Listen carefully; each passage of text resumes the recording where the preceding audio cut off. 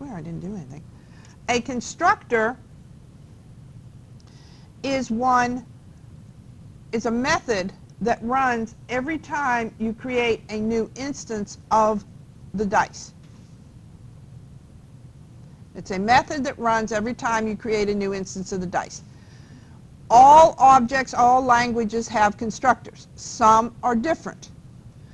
In Java, a constructor is always public. It will always have the same name as the class. We have die here and we have die here. Okay? In Visual Basic, you don't have the same name as the class. Instead, you have the word new. It's just a different way of referring to a constructor. So, but all programming languages, all objects have the same name, or have a constructor. And it is always public. Public means it can be referenced by anybody. It has to be public in order for the class to be reusable. All right. Here's our roll. Okay, so when we roll the dice, we set the face value. We've looked at the random class before, and then we return the face value. Okay, now, this right here, by putting an INT there instead of a void there, I'm indicating that this method up here returns something. So if I have a type there, I have to have a return. If I have a void, notice I don't return. So there's just no return. All right? Void simply means it's not returning anything. Again, down here, we have an integer and we have a return.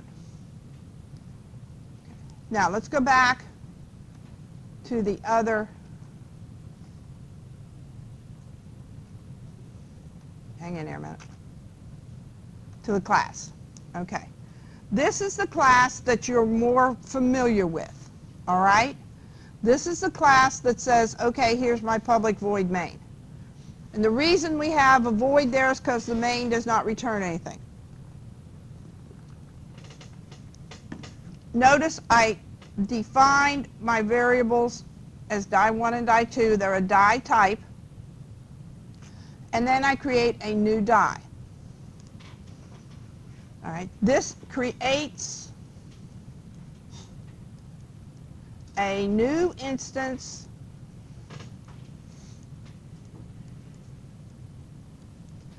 of the die class.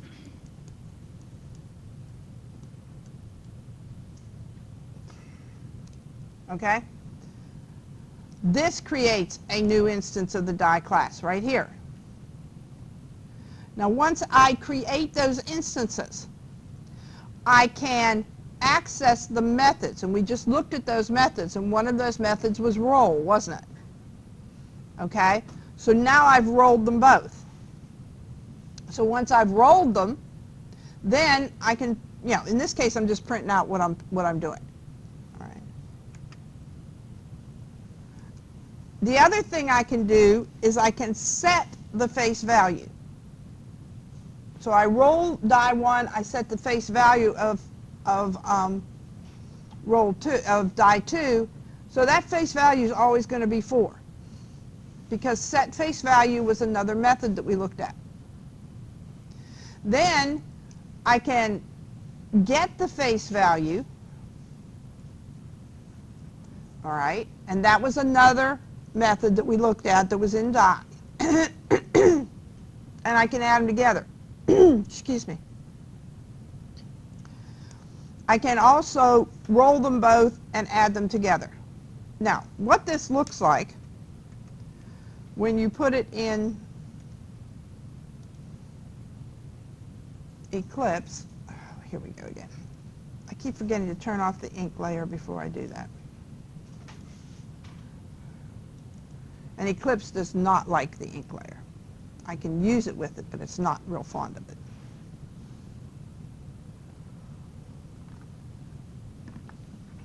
I think this is where I need to be.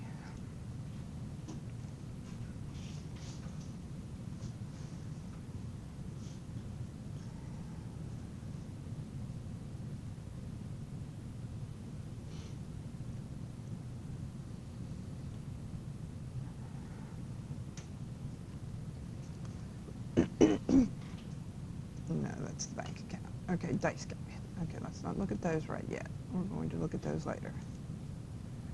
Okay. Okay, so here's my die class. All right. Notice I had a set face value and I had a get face value. All right. And that this class over here uses all of the methods. So here's what happens when I run it. Okay. I come up with die 1 and die 2.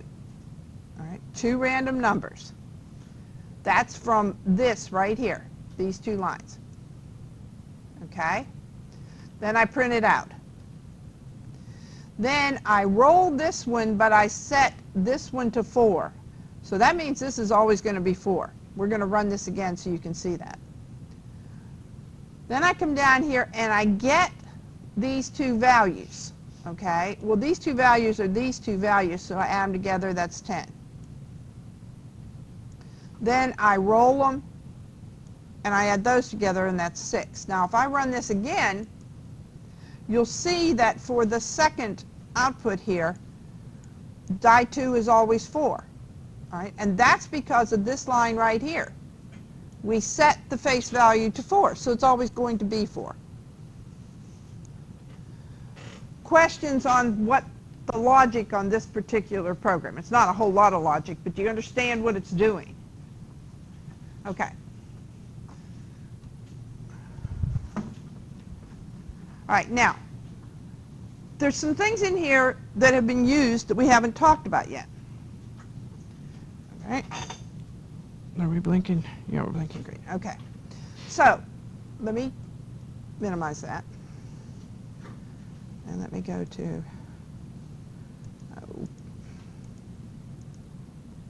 hang on a minute, got to get past where we are.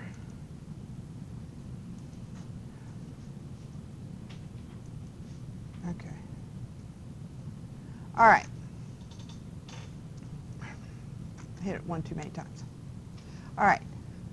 I think we're where we need to be. Okay, now, we have a constant that is max. We have an integer that is face value. We have a roll method, and it's going to use the random method. Now, this is the main, I guess, method, or the major method that this class is going to use. However, in classes, you usually need to have some way to change the variables. All right, and you do that using or to access the variables, and you do that using what they call getter and setter methods or standard methods, and that's what they're talking about down here. Is that just like setting it manually, like how we did? Yes. Sign 4 to Yes, that's setting it manually, right? Now, toString. I've also seen this called about me. All right. And basically what it does is it's going to return information about the object that you might need to know. All right. toString is kind of a generic term that everybody uses. I can convert an integer to a string so it will output. In this case, my toString method needs to describe this object in some way. So it may say, this is a dice object, the current face value of this die is 5, okay? But it's going to do something to describe it. It's absolutely essential when you're trying to debug it. Because as you come down through here, you may have 8 or 10 methods that all change the instant variable, to change the state all the time. And you need to know what the state is along the way, but you also need to know what the final thing is. So, there's several ways to do this. Every book presents something different. Now, we have a constructor, all right? The constructor executes when you say the word new. Die1 equals new die. Die2 equals new die. As soon as it sees that word new, the constructor executes. Now, in this particular class, we have several public methods, and those are methods that can be called from the different programs that use the dice, okay? In other words, if you always wanted to win at Yahtzee, you could always set it up so that it came up 6 sixes, okay? You can do all kinds of stuff, all right? But anyway, that's also cheating. The die constructor is used to set the initial face value. All right, so we're going to talk about these because constructors are very valuable when you're working with objects. Very often, the only public method in an object is a constructor. And the constructor actually controls the rest, calls the rest of the methods from that information. Now, this is what I'm talking about when I'm talking about public. We're talking about the scope of data. Remember what I said about the die. It was public class die, and then it was die 1, die 1, die 2. Right, or no, I'm sorry, wrong place. Excuse me. In the class die, we have the integer, face value, right? Okay, and that's what I said, that could be used throughout the entire class. That is the scope of the data. Class level data can be referenced by everything in the class. Now, if I have data that is declared within a method, like we've been doing within the main method, right? That is only available to the method. So if I go over here and I look at this,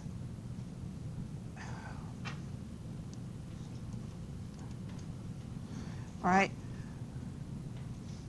the toString has a result, right?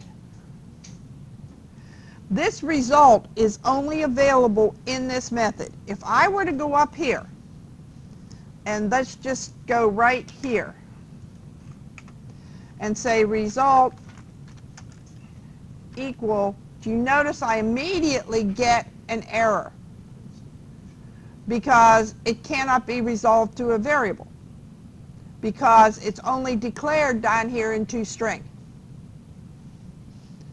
Does that make sense to everybody?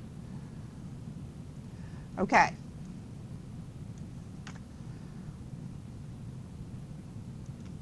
All right, so when we're looking at this, okay, when we're looking at data scope, we're concerned with modular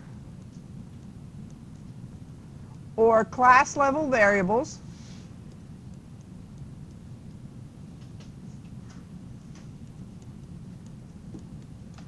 and local variables. Now, some brilliant person is going to figure out, well, gee, if I just declared everything at class level, I wouldn't have any trouble. That's the wrong way to go about it. Variables need to have as narrow a scope as possible. Variables need to have as narrow a scope as possible. And the reason for that is that if the scope is too broad, you will cause problems in your program. Now, what we don't see here, and especially not at your level, is that very often multiple programs are meshed together. You know, multiple programs, we have one programmer here that works on this piece, and one programmer here that works on this piece, and one programmer here that works on this piece. okay? And it's all the same project, so you're going to have similar variable names. Well, if you make your variables too broad in scope, when you go to bring them all together, nothing works because you've all used the same variable names, but you've made them global maybe. And global means they're available to everything. Well, I can't have a global variable named name over here and one here, because then the program doesn't know what to do with them. Narrow as possible. In addition to which, when you keep your variable declarations narrow, it helps you when you have to go to debug. So the first thing you ask yourself is, can it be local variable within a method? Now, in the case of instance variables for objects, no, they can't. So the next thing you ask yourself is, can it be a class level variable? And yes, that's where it needs to be. All right. As I said before, a variable that's declared at a class level is called instance data. Each instance of the object has its own instance variable. The class declares the type of the data, but it does not reserve memory space for it. Remember, the class is a blueprint. It doesn't do anything in memory. Every time you create the object, in other words, every time you say die 1 equals new die, that's when the variable is actually created and the memory space is set aside.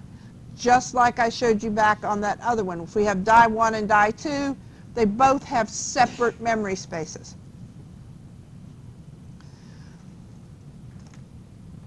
The only way the object can have different states is if we have different memory spaces, because the variables are going to have different values. All right. So in this case, all right, the first one it has a 5, the second one it has a 2. Because each object maintains its own face value, it has its own state. It can only do that if it has its own memory position for the face value variable. Now, UML stands for the Unified Modeling Language. UML diagrams show the relationships among classes and objects. A UML class diagram is one or more classes. So we're going to look at here. Now the dotted lines shows that one class uses the other. One class sends messages to the other. It uses the other's methods. Okay, so here we have, all right, here is our class. This is our variable. Now, in my world, and in most of the other UML diagrams that I've seen, max is also right here. Okay? So all variables or constants are in the first part. This is the name of the class. Okay? This is the variables. Or this is actually, I guess, data is a better word. And these are the methods. All right? And this is the consuming class. This is the class that has the main right here. Now, one of the things we're going to do on Thursday is learn to use Visio to create these. Okay? It's a relatively simple thing. It automatically, you tell it you want a class, then you fill in the blanks, and it creates one of these for you. It's not a difficult program to learn how to use. All right. So what is the relationship between a class and an object?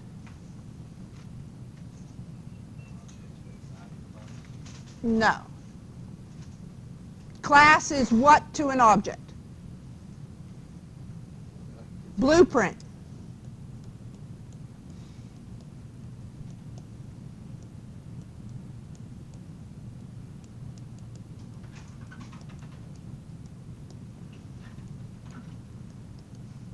Can we reuse blueprints? I'm trying to keep people awake. Excuse me, just a minute, class.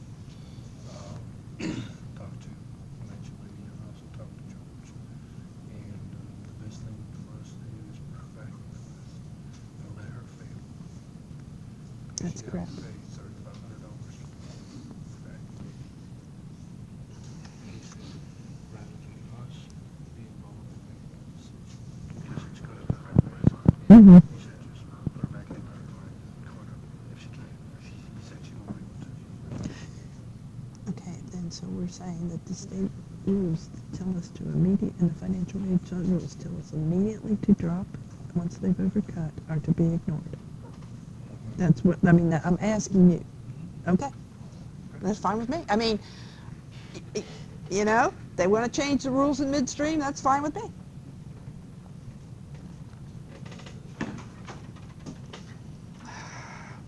we all get A's? No, sorry. Sorry. Okay, so the class is the blueprint for the object, right? Okay. The class is the definition, pattern, blueprint of the object. All right? Okay, where is instance data declared? Instance data is the same as, pardon me? Attributes, yes, it is. Pardon me? State, yes, it defines the state, but it's the same as a class level variable, right? Where do I define class level variables? In the class, okay, so in the answer to this one is at the class level. All right? What is the scope of instance data? Where can I use it within the object? The entire class, right?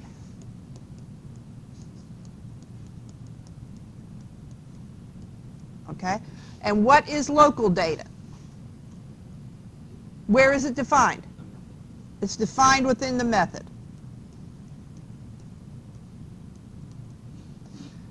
Is defined within the method and used only in the method. All right?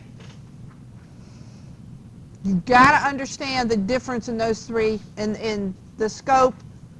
You've got to get that, okay? Because otherwise, you're going to have problems. Okay, at the class level, can be referenced by any method of the class. It's declared within the method and only is accessible. Okay, that is the anatomy of an entire class. All right? Now, we're going to talk about encapsulation. Encapsulation does not have anything necessarily to do with the code. It has to do with the way, let me take that back. It does not have anything to do with what the object's going to do. It has to do with the way you handle the availability of the methods and the variables. All right? And no, private, public, protected, those types of things. Okay? And that's because that's what makes it work. Encapsulation is a cornerstone principle of object-oriented programming. Your objects must adhere to the principle of encapsulation in order for your objects to work correctly. And there's all kinds of ways to screw this up, deliberately and accidentally. All right. Now, if I look at the internal view of the object, I see the details and methods, I see all of that, right? If I look at an external view, I see only what the creator of the object chooses for me to see. In other words, I see the services that the object provides and how the object interacts with the rest of the system. Okay? Now, when I look at this, all right, this external view is my interface.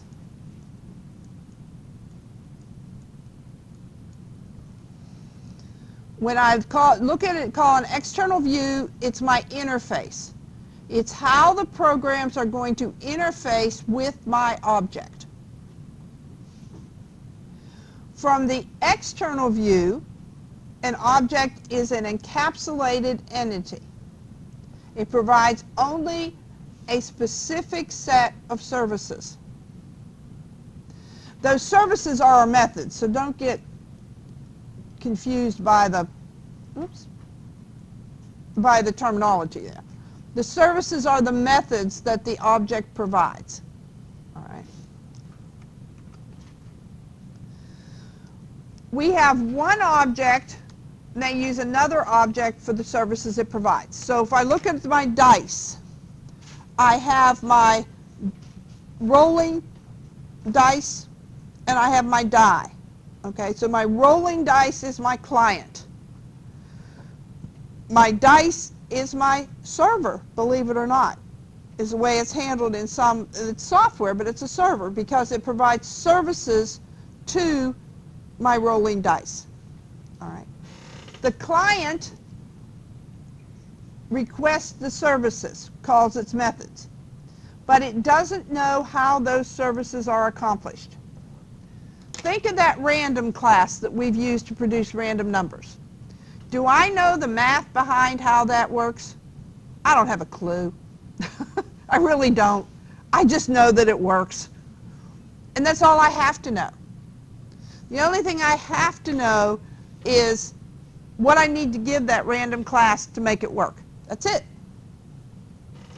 Any changes to the state, in other words, its variables, must be made by the object's methods. No other object should have direct access to the instance variables of another object.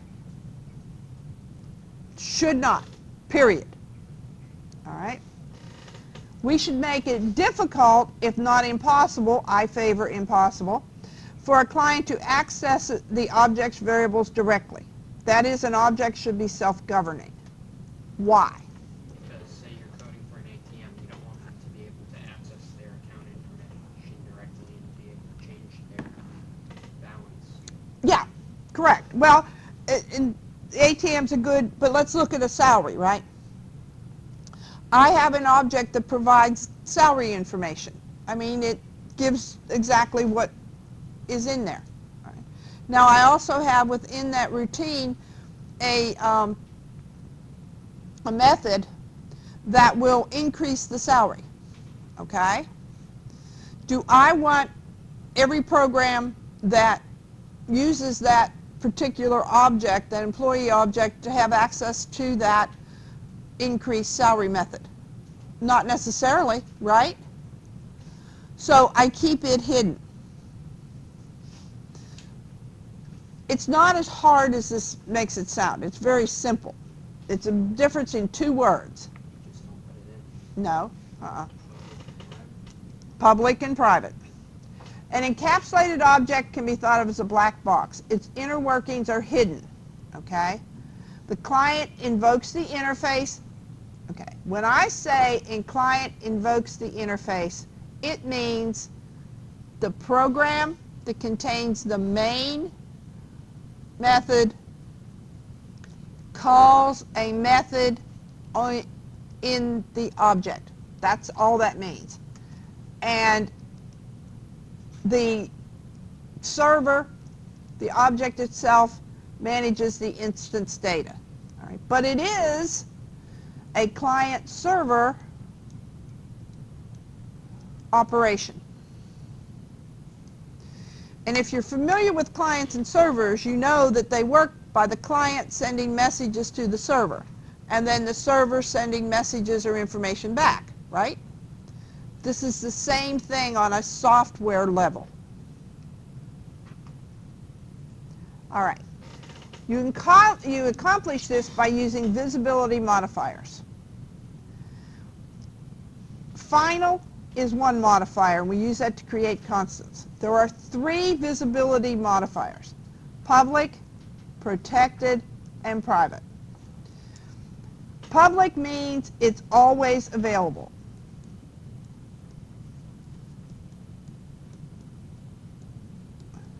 To everyone. Private means it's never.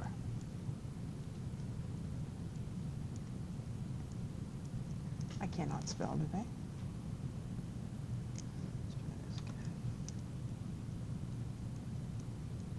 Available to anyone outside object. Protected means inheritance, and it's available to subclasses, and we're not going to go there right now. We'll get there, but just don't worry about protected. Right now, we're worried about public and private.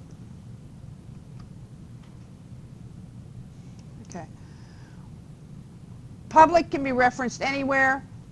Private can be referenced only within the class.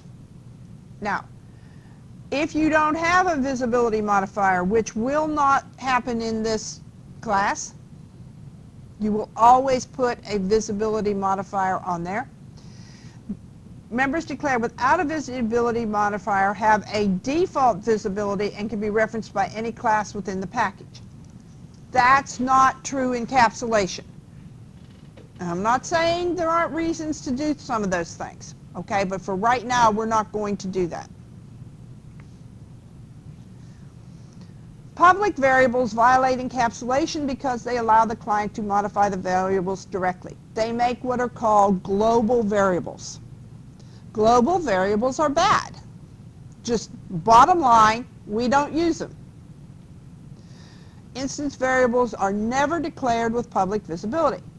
Now, I disagree with the next 2 statements here. It says it's accepted to give a constant public visibility, which allows it to be used outside the class.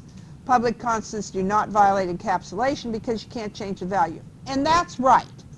However, when you start using public constants, then you have, let's say we have another, I'm trying to think of something to go with the dice class. A shaker class. Just bear with me here for a minute, okay? And that shaker class accesses that max number, okay? Well, now we're going to start ending up with what we call spaghetti code, because the second shaker class is going to have to call the die class to get to the constant. And then the shaker class is going to do what it wants to do. Yes, it can't change the number because it's a constant, but it's creating an interaction between 2 objects that you don't want to have. So we do not make constants public, we make them private. Yes? Quick question. So if you have your variables private in a class, and you have a setter and getter, those can still access the data. Yeah. Don't go there yet. We're just talking about the basic definitions of them, okay? No. Why didn't you know? You're sitting there. Pay attention. Okay. Methods that provide the object services we declare with public visibility. Public methods are also called service methods. Okay? Then we have a service method in our roll method in our dice, in our get method, and those there. All right. The roll method of the die class is a service method. If you have a method to simply assist a service method, it's called a support method. Support methods are not called by the client, and so they are private. Now let me give you an example of what we're talking about. Let's go back to our salary. Let's go back to our employee class. I have a salary method, okay? I want to come into this employee object and I want to calculate the salary for any given time period, for any given month, let's say. All right, so what happens then, I have to make all my deductions and I have to calculate all my taxes and do all that kind of stuff, right? So I have methods within that employee class that will calculate my tax and take out my standard deductions and do all those kind of things, right? Well, those methods are not called directly by the client. The only thing that needs to be called by the client is something called calculate salary or determine salary, whatever you want to call it, okay? So these things that do the taxes and the benefits and everything else, they're your support methods. They're going to be private. Your calculate salary method, which is what has to be called, is going to be public because it's the actual service method. So when you talk about private and public, would you be referring to like public being something they can input, and private is the stuff that's calculating everything? But it's not only calculations, okay? Just so you understand that. Like constants and stuff like that. Yeah. When we do private is all variables and constants. But for methods, we have to determine if a method is part of the interface. Do we want the public to be able to see it? Well, if I'm calculating taxes based on a number that comes from another method, do I want that to be public? Because if somebody called calculate taxes and didn't have the salary, the calculate tax method wouldn't work, would it? So that's a support method. That becomes private because it only works when I have the salary that comes into it, okay? Does that make sense? Okay. So, and you'll get better at this, okay? Because all you have to ask yourself is, does the client need to access this method directly? If they do, it's public. If they don't, it's private. You should always start, if there's any question in your mind, start out with it as private. And then you can turn it to public if you find you need it. If there's any doubt, if you can't figure it out, start it off with private. All right. This is an excellent table of exactly what we're talking about. Public variables violate encapsulation, we don't use them. Private enforced encapsulation, those are the ones we use. Public methods provide the interface to the client. Private methods support other methods in the class. In a nutshell, that's what we're saying. And that's where we need to use our modifiers. We don't need to, and part of the problem is there's a lot of bad programs out there. And those programs just make everything public because then they don't get ever get any cannot access. And that just is wrong on so many levels. So we're just not even going to go there. Okay. Questions? Visibility modifiers are like scope. You get used to determining the scope of your variables the more you do it. You get used to which visibility modifiers you need to use where the more you do it. These are two concepts that you really just have to work with in order to get them to work. All right. Pardon me?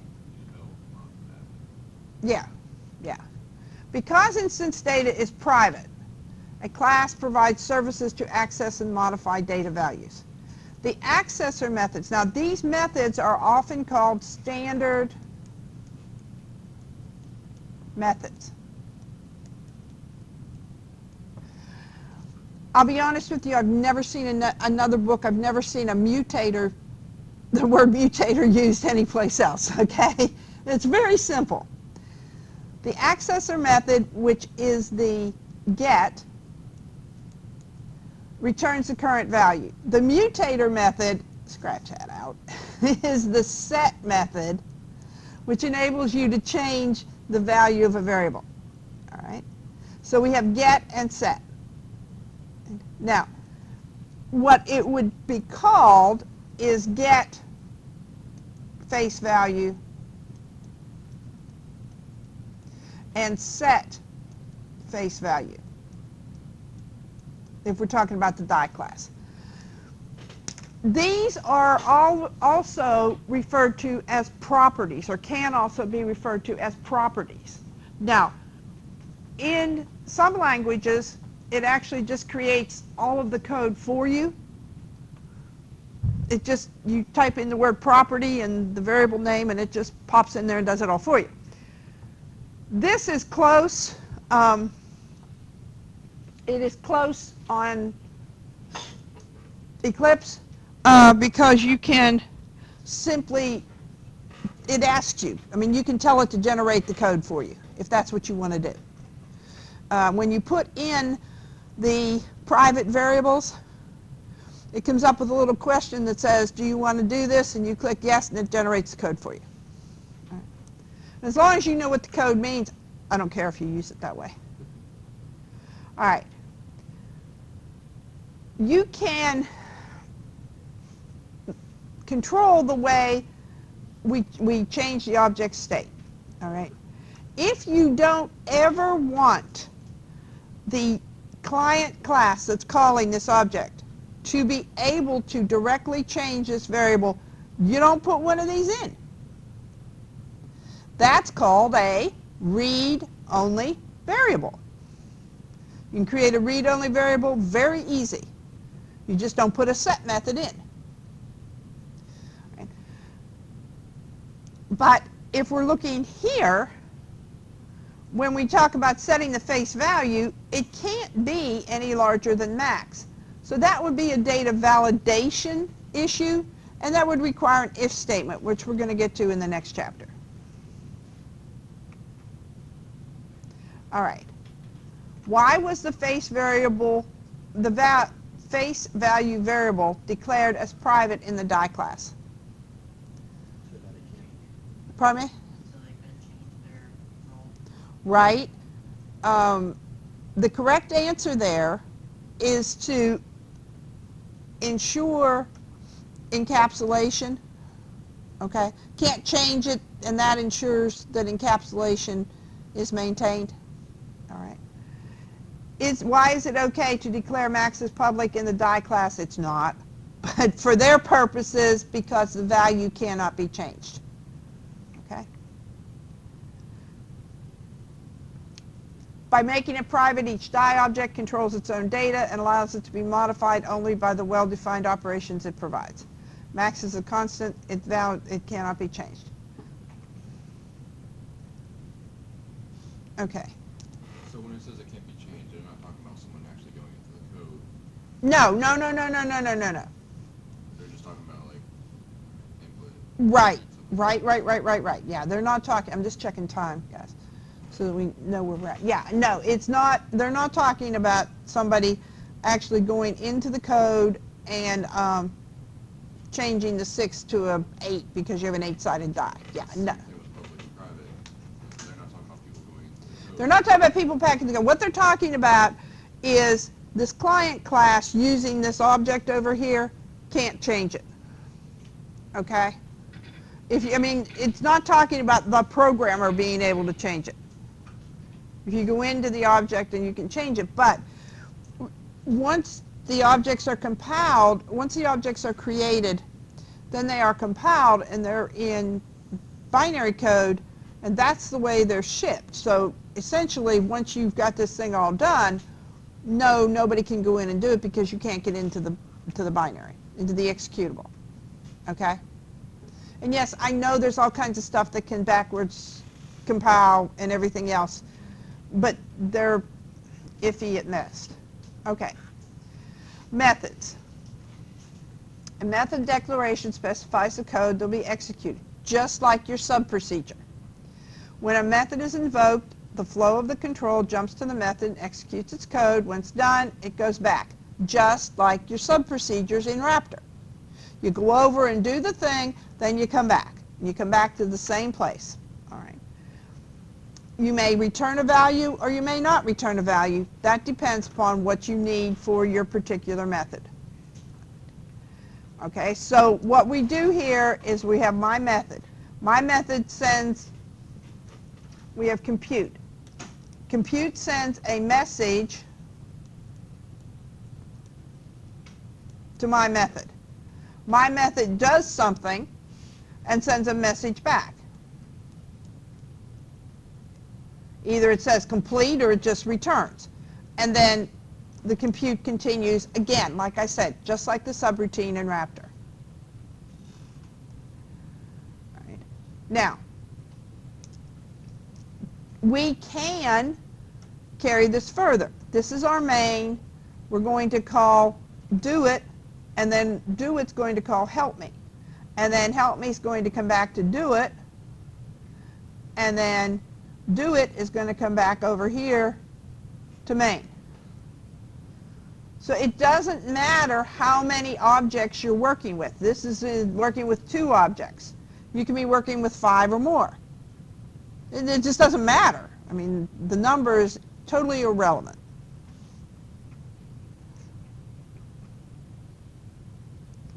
All right. So the method, go ahead. So when we're in main, after we made our class, do we import it like we do?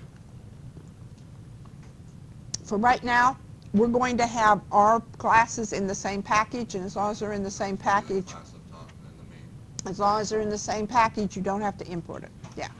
All right. There's our method name. Here's our type. Remember what I said?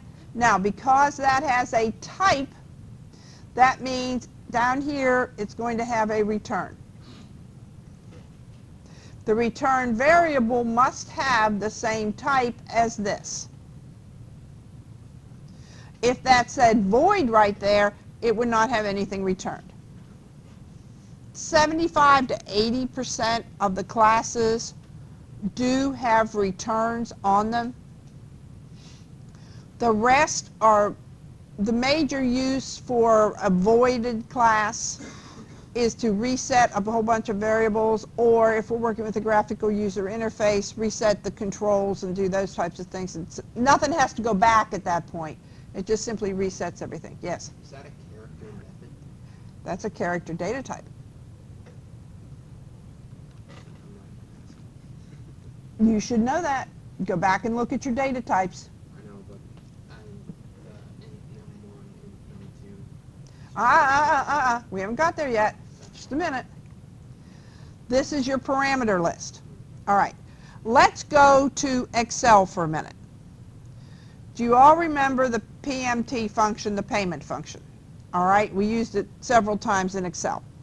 When you did that payment function, you had to give it the number of periods, the periodic interest, and the balance, or the amount you were trying to find the payment from, correct? Those 3 items are the parameters that that function needs to work. In other words, you're giving it the numbers the function needs to work. A parameter list here is the same thing. This calc method needs data to work with. That data has been put in or something, whatever, someplace else. How do I get it from one method to another method? I pass it using parameters. The name of the parameter in the method declaration is the formal parameter. Now, when I do this, I always put the word in after the name.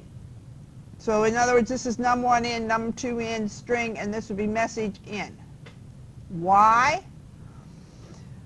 That way, I know that these are the parameters coming into this method. It's a habit I've developed over the years so that I can keep track of where my parameters are and what's coming in and what's what's already in there. Kind of like what we did last chapter. Yeah. So if you look here, you'll see that this is what this is doing. This is taking num1 and num2 and it's adding it together.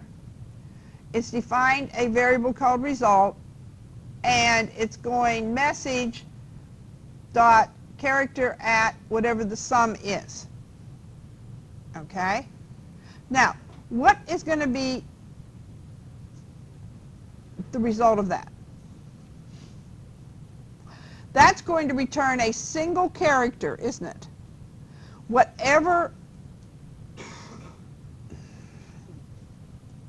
the character is, oh, quit. Hang on a minute. Whatever the character is at the position the sum is. So if num1 and num2, let's say num1 is a 3, num2 is a 5, all right? So I add those two together, I get an 8, right? All right, and let's say this is the message, okay? 0, 1, 2, 3, 4, 5, 6, 7, 8.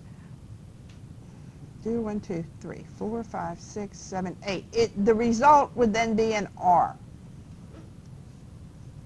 Okay, because this character at method of the string class returns the character at whatever position, and that would have been an 8.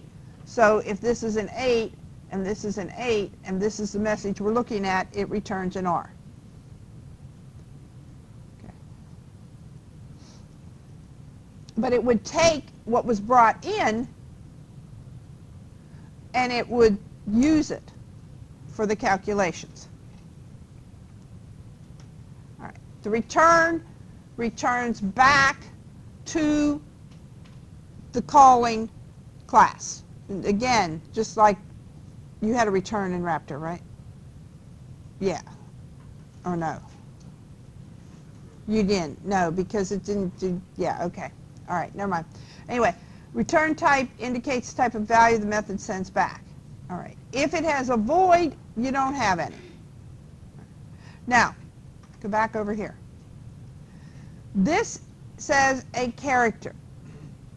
Therefore, it can only return one letter because the CHR type is only going to have one letter. Right. Our actual parameters are copied into the formal parameters. Okay, so let's look here a minute. All right. So this is 25, and this is count, whatever count is, and this is the word hello. Okay. Parameters are passed by position. So this has to be an integer, this has to be an integer, this has to be a string. Integer, integer, string. All right?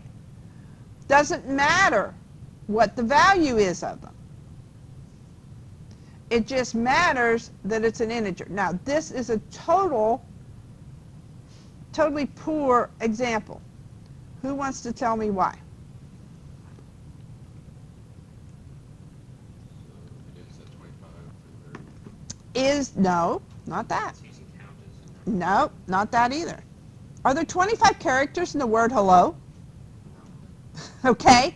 Does count usually have a negative number in it? No. So am I going to have anything to return back? No. Matter of fact, it may even give me an error and tell me that there is no character because this is only a 5-letter word. All right? Yes. You said that it wasn't a method and that it was an object, a character object, but No. Wait a minute. This defines the character data type. of the Okay. method. Now, wait a minute. Times a character data type. It means that this method must return a character here.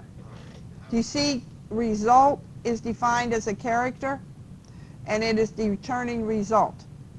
So it means that it has to return data type, correct. So in other words, let's look at it this way. If instead of this line here, I had string result, I would get an error message, because this method has been told that a character data type will be returned. Character is not the same as string. So if I did this as string result, it would give me an error message when I tried to return result as a character.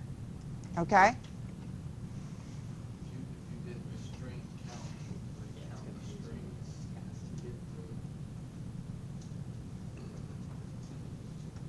instead of returning the character number, would it count that many strings? No, it doesn't.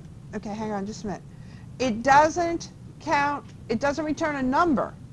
Well, no, I mean, like if you change the top part to string count. Yes. If I had this, then up here, this wouldn't have to be string. And then it would return, no, then it would return this result. The only thing this right here affects is the data type of the return variable. Okay?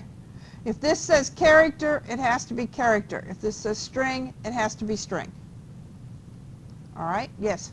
So in the top there in here, it's taking 25 and count and assigning them to num1, num2, That's correct. and adding them, Yes. and And then looking for this message, looking for the character at this message, and even if count is 0, there still aren't 25 characters in the message hello. So that's going to give you an error. well, okay, so hello is put into message. Yes, hello is into message. How does it know? By position. Position 1, 2, 3, position 1, 2, 3. Position 1, position 2, position 3. Right. And so, I just don't understand how string message, or how hello is put into message. Because, Is that always going to be the third one? no, right now it is, yeah. Okay, let's go back over here for a minute. Let me do, all right. Go away. If I come in here and I do a file, new, well, wait a minute, let me just add a thing to this class, okay? All right, I come down here and I do public str, public string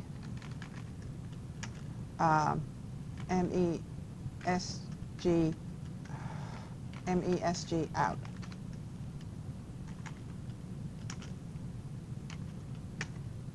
Okay, it did, oh, I didn't capitalize string. Excuse me. There we go. It's over. Just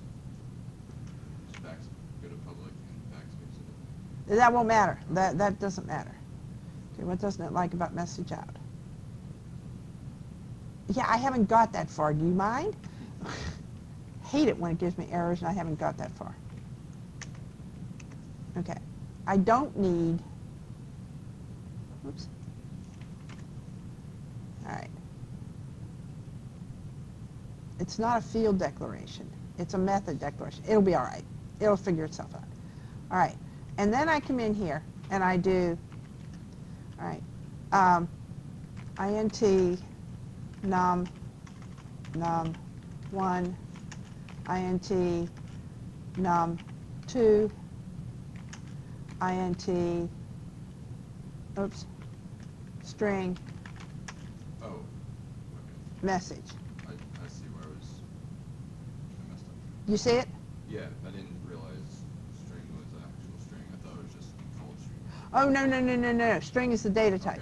Okay? And then message, okay. And message is the variable. Yeah. Okay? That's what I was- That's fine. Okay. So, local variables can be declared when we define something this way, like this, okay? These are automatically local variables. In other words, they're automatically defined within this method and only available to this method. All right. We'll do a lot of exercises with this. Don't panic, guys. I feel like I just need to do it. And we will. We're going to do it here in just a minute. All local variables are destroyed, including the formal parameters. We still have to take that test. Hang on a minute. We don't have to. Yes, you do. We could wait. Yeah, we. No, we can't, because then it throws everything off. All right. I'm going to stop right there because I really want to get this test in. I'm going to release you.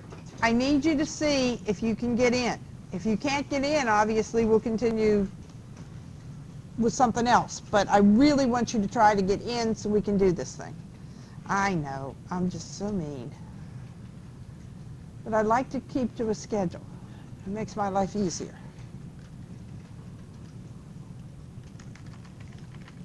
My whole browser froze. Oh, hang on.